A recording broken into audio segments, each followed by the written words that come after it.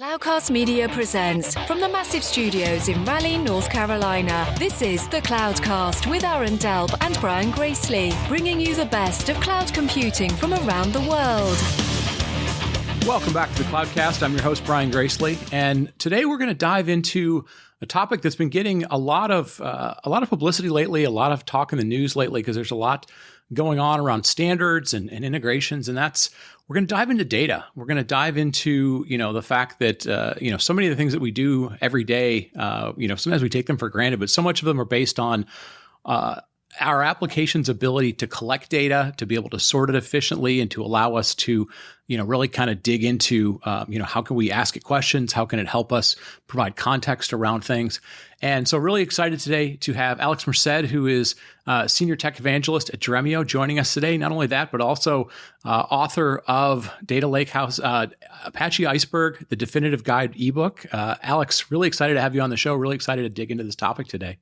Oh, and I'm super excited to be on. Thank you so much for having me on. I love talking about data lakehouses. I love talking about Apache Iceberg. So I'm super glad to be here today. Yeah. So before we dive into that, before we dive into, kind of all things data and how we keep track of it and sort it, give us a little bit of your background. You've been, we were talking a little bit before we even recorded, you've been focused in this space for a long time. Obviously, you're sort of the key person in explaining this. You're writing the book, you're the author of the book of it. Give us a little bit of your background and then where you really focus these days.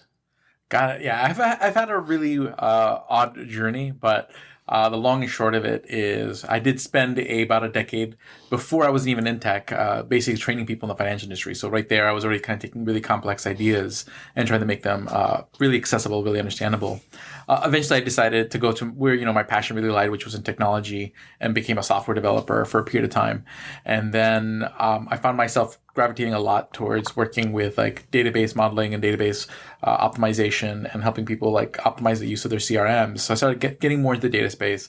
I was always a big content creator. So getting into sort of like the DevRel, dev advocacy space made sense, and getting more into the data space made a lot of sense.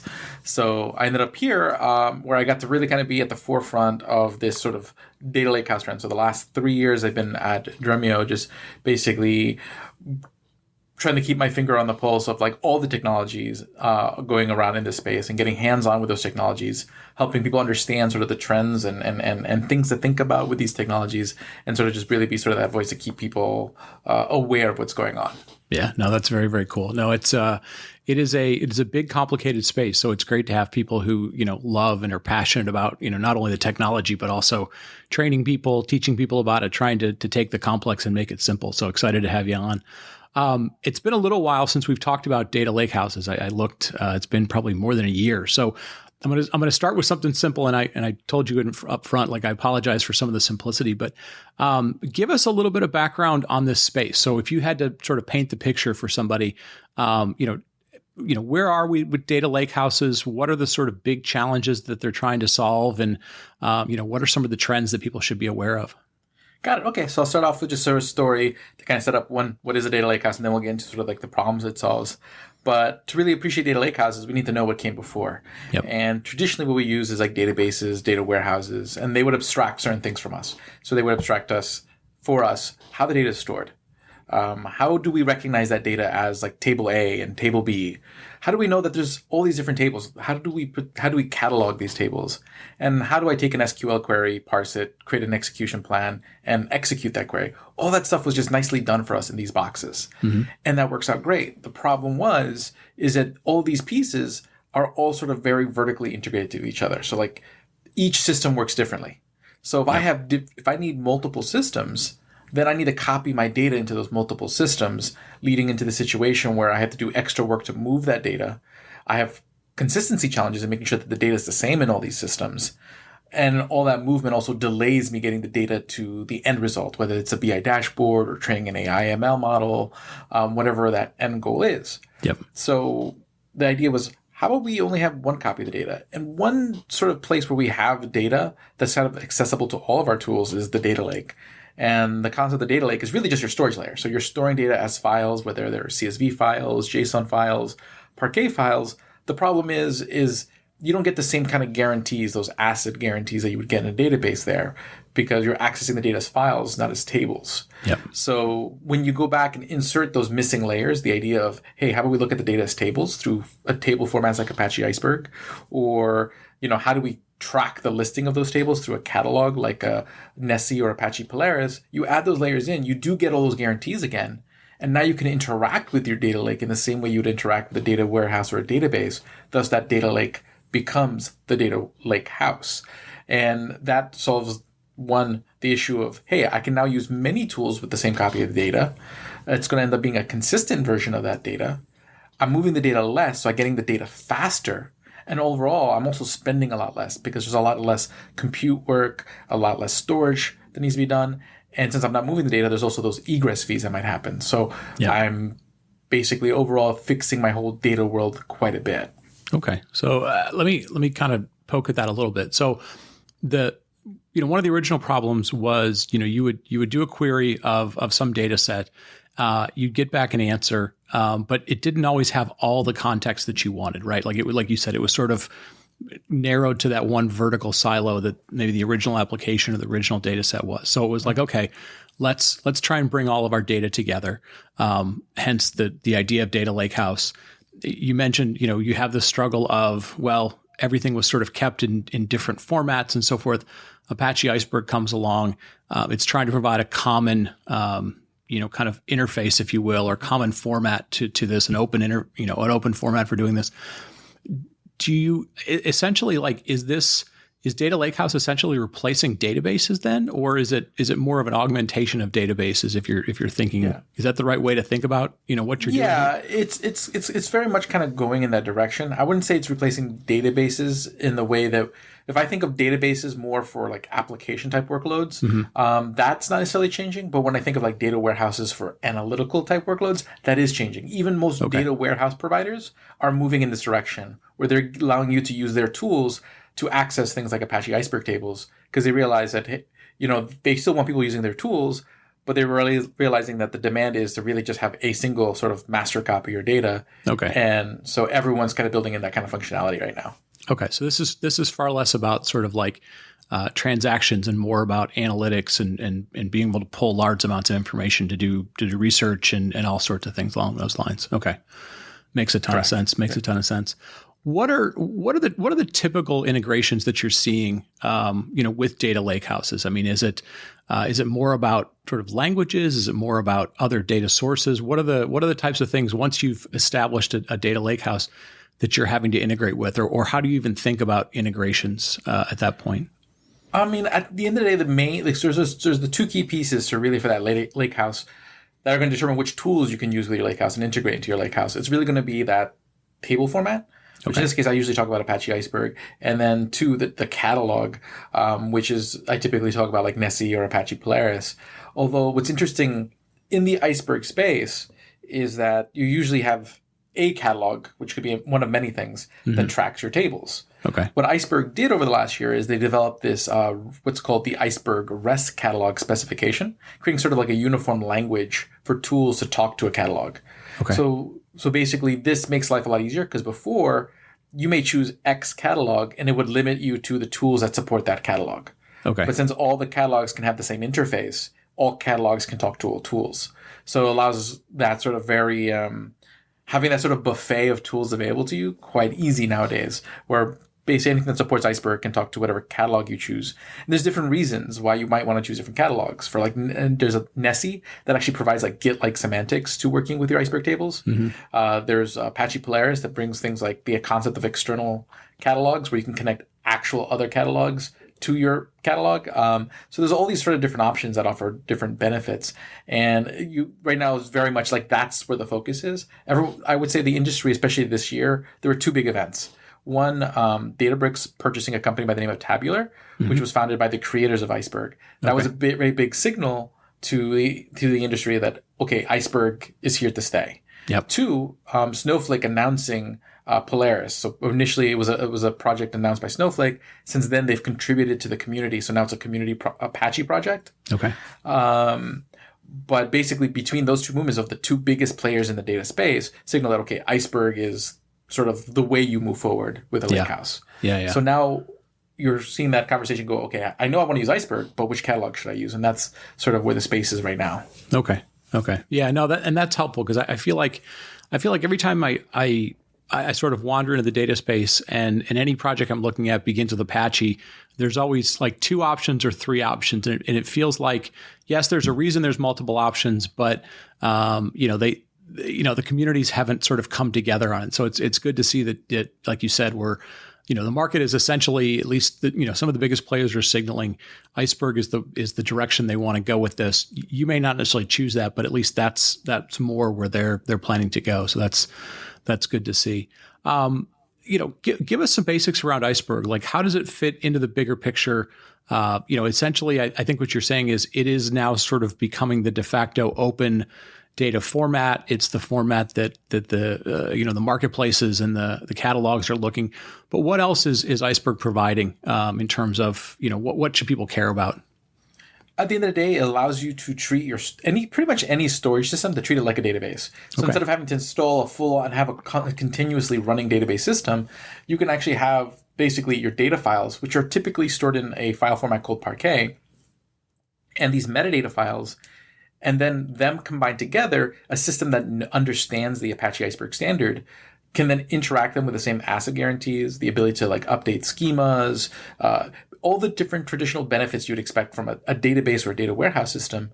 Mm-hmm. You get that sort of use form, which really at the end of the day means, hey, I can do SQL directly from my data lake from 20 different tools, which is really nice. And one really cool example, it's not just SQL. There's another startup called PuppyGraph that enables you to do graph queries on Iceberg tables. So this allows you to say, hey, you know what? I'm just going to use this one copy of my data to do my analytics, to do my ML, to do my graph queries, and in the future, probably even vector work with the way things are going, and just be able to do it sort of in one format and without as many duplicates of the data and make it easier to unify your data. Okay. No, that makes sense. We were talking a little bit before we got started. We were talking about these sort of 3 trends, data lakehouse, data mesh, and data virtualization. Give us a sense of what are those 3 things doing? Where does the Venn diagram overlap on them? Why are those 3 things really important for people to kind of be aware of?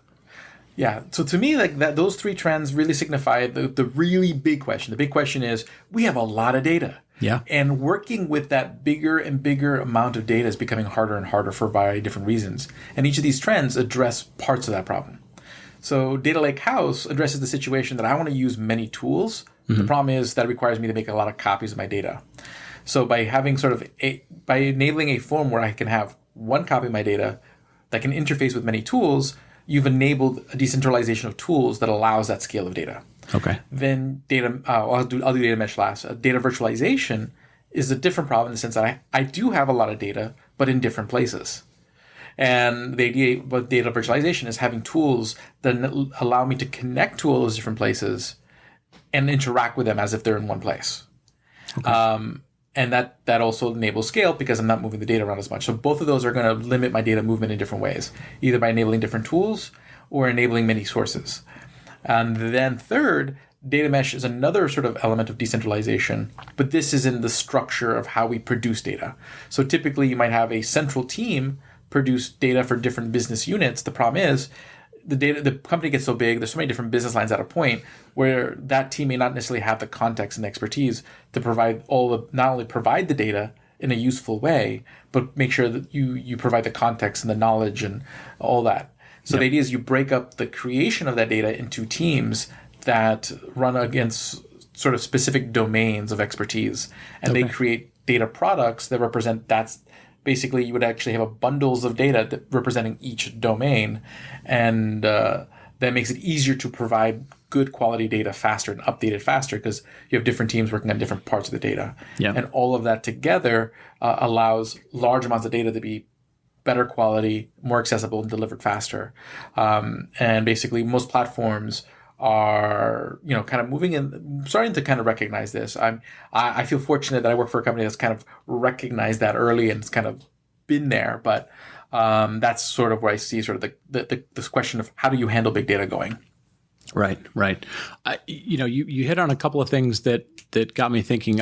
It's very hard these days to not have some sort of conversation that involves, AI or generative AI. Where do you see, one of the big things that always comes up is as you talk to different companies, they look at LLM models that are out there, whether they're proprietary or open, and they're first. There's always sort of two conversations that happens. One is, how could I get my data, my information, my knowledge into the model or influencing the model, right? And then the second one is like, how do I protect the model from giving away bad data or us? Like, where do you see the intersection between people trying to influence LLMs for their business and these data lakehouses that obviously store a ton of the data? Like, where do you see the intersections and integrations happening so far? Mainly, the big issue is, as you said, people want to build AI models and they want to build LLMs. The problem is you need data to fuel these things and train these things. Yeah. The problem is in the status quo now, having this sort of fragmented data world in most places, because every department has been kind of doing their own thing separately from each other without any kind of coordination, it makes it really hard to kind of wrangle that data. Yeah. So Data Lakehouse helps put all that data and move that data into sort of a central place to more easily feed those models. And then when you throw in some data virtualization, help connect to external data. So you might be, let's say, purchasing data from like a Snowflake marketplace or the AWS marketplace to enrich the data you have on your lakehouse. And then, you're able to build that internal lakehouse much faster when you break up the building of it into teams, the data mesh approach. Right. You're going to have much more quality of data. And then there's some technological pieces. Like that one catalog I mentioned, Nessie, that allows the Git-like semantics.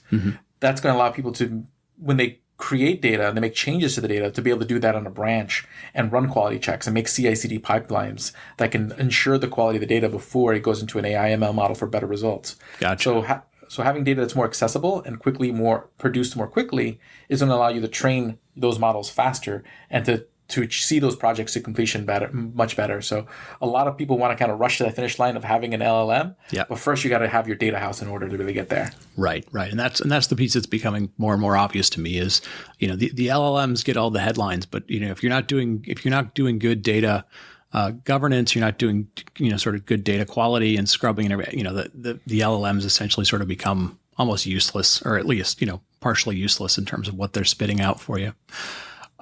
We're talking about large amounts of data. We've seen a trend over the last couple of years. For example, we've seen folks like Snowflake say, "Hey, we're seeing customers cut back doing, from 5 copies of their data to 2 or 3 copies for cost reasons and other things."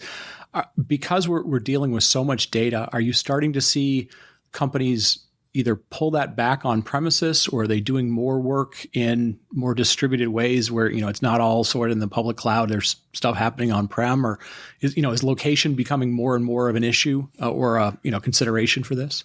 Yeah, I would say like the hybrid world is becoming a bigger and bigger trend. Like like Dremio, we uniquely are deployable in the cloud or an on-prem. So, and we can connect the sources of them both. So we oftentimes are talking to customers who are running into the situation where they need data. Sometimes they need data on-prem, either for regulatory reasons or because like the regions that are available with a particular cloud, they would be better off having something physically located closer to where their particular setup is. Sure. Or, they want to literally have, like basically a real physical setup right next to where the AI/ML model training is going on. Yeah.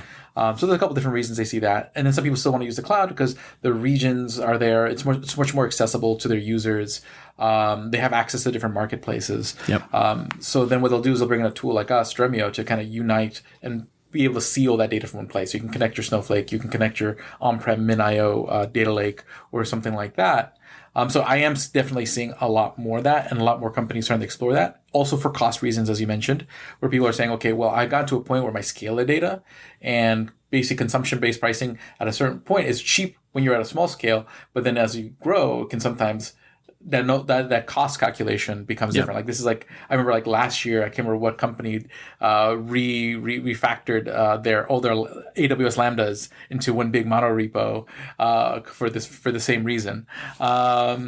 So you're starting to see that where they're trying to figure out, okay, hey, where am I cost efficient with cloud? Let me do that with cloud. And where am I cost efficient on-prem? Let me do that with on-prem. Yep. And I need tools that can kind of unite that. And that's generally where we play. So that's why I do get to see all that a lot. Interesting. Yeah.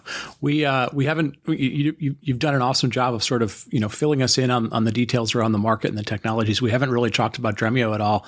The work that you do, where does Dremio fit into this bigger picture? What's your role with Apache Iceberg? And ultimately, what types of problems do you guys solve on a day-to-day basis? Got it. So Dremio, basically, we are what I would call a data lakehouse platform. Okay. And generally, we have sort of three main sort of pillars of value. So the first one is unified analytics. So the idea that that's the data virtualization piece where you can connect all your different data sources, your data lakes, your databases, your data warehouses, your data lakehouse catalogs can all be connected in one place. You can see all that data in one place as if it were one big database and run joins against it with our query engine. The second piece is the query engine, which is really, really fast. Bottom line is you can get query performance on your whole world of data that is about equivalent to using data warehouse platforms where you're only getting that performance on just the data you have in that warehouse platform, but across your entire data world. And that's done because one, we're one of the places where the project Apache Arrow originated of, which has become a big thing all over the data place. Everyone's starting to add Apache Arrow for data processing, getting that better performance. We also have a very unique feature called data reflections, which I may get more into detail later if we have time, because that's probably the most unique, really exciting thing in the platform.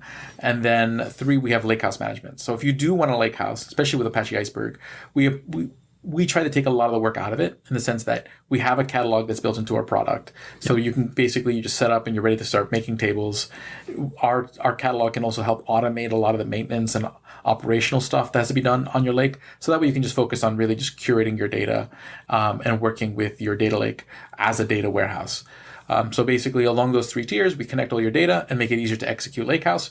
And our actual interface really enables collaboration. So that way you could have different teams completely separately working across those different sources, curating those different data products to enable data mesh. So all in one place, you really kind of enables sort of data at scale, plus the ability to deploy in the cloud and on-prem allows people to really kind of design the deployment they need for their particular purposes. Okay. Very cool. So, so essentially, if somebody's like, look, this is what I want, I don't necessarily want to have to, staff experts in every single area. You guys, it's easier to set up, it runs faster, it's easier to manage, and then folks can just focus on sort of the business aspects of what they're trying to do with the data and the application, if I'm understanding that right. That's right. I mean, we definitely like to call ourselves like the easy, open, fast platform. So like you said, we're easy to use. We're really fast, and we're open in the sense that we try to leverage things like Apache Iceberg and open source catalogs and whatnot, so that way you can connect your data. So if you want to take that same data, those same tables, and then run it with a different tool, you can, because we're using open formats. So your data is still yours. Yeah. What I'll sort of wrap up because I know obviously you're very busy. What are 2 or 3 lessons that you'd pass along to people if they're either exploring this space, they're looking to expand, what they do around data lakehouses and so forth, to get better results out of it. Like, what are some of the lessons learned that you can pass along to people? Got it. I mean, oftentimes the challenges are choosing a catalog. Like that was a lot more fragmented space. Nowadays, you could probably really choose one of the main catalogs. So this would be like a Nessie or a Polaris and be in pretty good shape. Or use an integrated catalog, like something like Dremio's managed catalog. Any of these work fine now. The switching between catalogs is easier. The interface is more open, so it's less of an issue. Another, oftentimes, sort of question. Actually, yesterday I had to talk to several different customers, and one of the patterns I'm starting to see is that once you adopt a lakehouse, you have to think about sort of how you split up your tables, partition your tables, and depending on how you slice up your table, you might end up with a lot of big files or a lot of small files. You prefer the big files, so this is where I think Dremio offers a lot of value with its reflections feature, because instead of having to kind of get your partitioning right away, what you can do is, if you're bringing in data, partition it based on date. So your Iceberg tables are partitioned based on date, which makes managing those tables much easier. Makes like how often you run optimization very clear, because you have a sort of a cadence of, hey, this is when the partition begins and ends. It's a daily partition, so we optimize once a day. But you're going to want to optimize for different types of queries that are coming in. Reflections in Dremio, they allow you to sit there and say, hey, I want Dremio to kind of manage a version of this data set that's optimized for these types of queries. And then Dremio will keep it in sync with that original data set, and Dremio will match it up. So that way, for the user's endpoint, there's only one table. And that table is going to be fast. And managing that table is going to be easy because the partitioning is very simple from the data engineer's ingestion point. And then Dremio will manage all the complexity in between to make that work. And I think that that came up in like 3 conversations yesterday. And that basically made it clear, like, okay, hey, this is a place where like that particular feature in Dremio really makes sort of the design of an Iceberg Lakehouse much, much simpler, because that one question of like how you partition your tables can really make a difference in how the table performs because of the actual way it physically will manifest those files. Yep.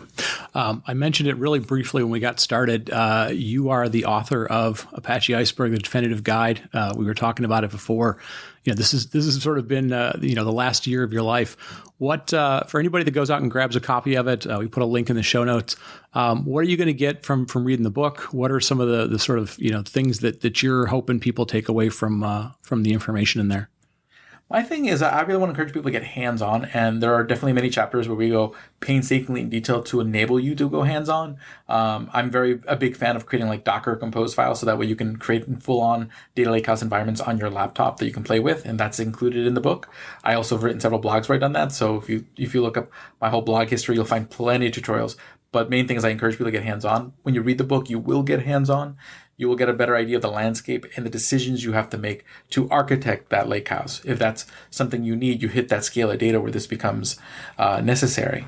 But basically, main thing is get hands-on. Once you really try it out, you really kind of start to see the value, and you start saying, this is not so bad. This is not so hard when you have the right pieces working together. Yeah.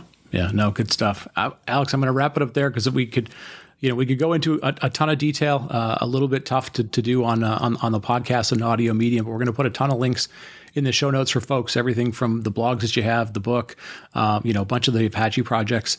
Folks, if you're a Snowflake user, if you're a Databricks user, they've obviously signaled to the market that Iceberg is the direction they're going. So we wanted to make sure we were covering this space. Obviously, it has ramifications for people doing any sort of analytics, and then eventually it'll have ramifications for doing things around Gen AI. So Alex, thank you so much for the time today, educating us, giving us some basics as well as some more in-depth stuff to dig into. Any other places you'd like people to go to kind of follow up on some things or reach out to you and your team? Yep. I mean, a lot of those blogs that I mentioned are going to be over there at dremio.com/blog. I also run another website called DataLakeHouseHub.com. And you can also find all my links to everything at alexmerced.com pretty quickly. So you can find all my social media stuff and podcasts and all that fun stuff. I like to talk a lot. So yeah, hopefully cool. You enjoy those. Yeah, we'll get all those in the show notes for folks as well as they're listening. So, Alex, again, thank you so much for the time today. Appreciate you educating us. You've given us a lot of basics to go from, and then obviously lots of in-depth stuff to dig into for folks that are into this space. So, with that, I want to wrap it up. On behalf of Aaron and I want to thank Alex for his time. Folks, thank you all for listening. We've been getting a lot of really good feedback lately, some nice recognition for the show lately, and a lot of good questions from you as well. So if you have questions, show@thecloudcast.net. It's always the best way to reach us, or hit us up on DMs or any other social media platform. But with that, we'll wrap it up, and we'll talk to you next week. Thank you for listening to The Cloudcast. Please visit thecloudcast.net to find more shows, show notes, videos, and everything social media.